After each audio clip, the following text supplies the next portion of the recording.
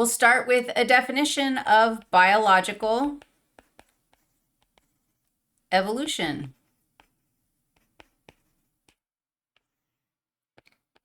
Biological evolution, as opposed to any other use of the word evolution, like I have been evolving.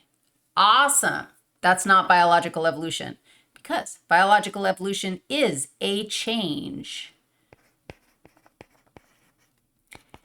in inherited traits in a population over generations. Now, I seriously like this definition. There's so many pieces of this to unpack. First of all, change must happen. Okay, awesome. Change in inherited traits. We've been talking about inherited traits. How might you keep track of inherited traits? Dudes, I'm just going to write this down. For example, inherited traits could be your genotype, right?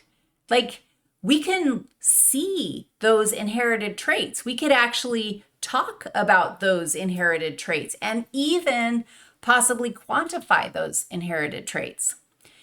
Our definition isn't done with change in inherited traits, because where is this change happening? It's happening in a population of critters. And that is weird. A population, remember, in our hierarchy of organization, individual organisms that can reproduce, so of the same species, living together in a big group, that's a population.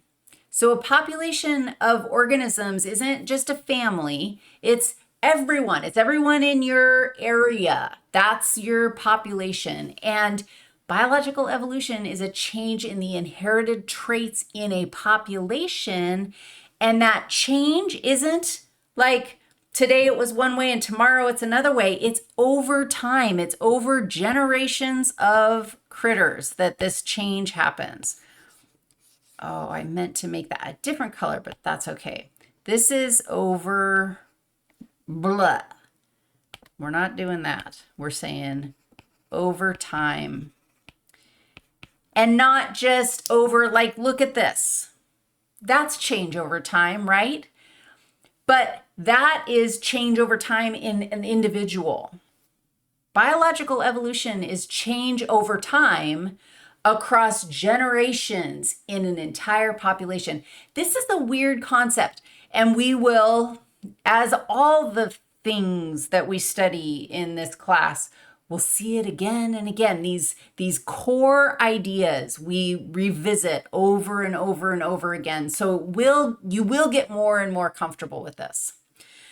Biological evolution relies on us, and this is the thing that we're going to talk about today. We're going to talk about relatedness. And because you can imagine that if change happens over time in populations, you can imagine that there's like shared ancestry. And that's something that I want to throw out here. Shared ancestry. You think about it, where did life begin? How did it start? And what was the first living critter?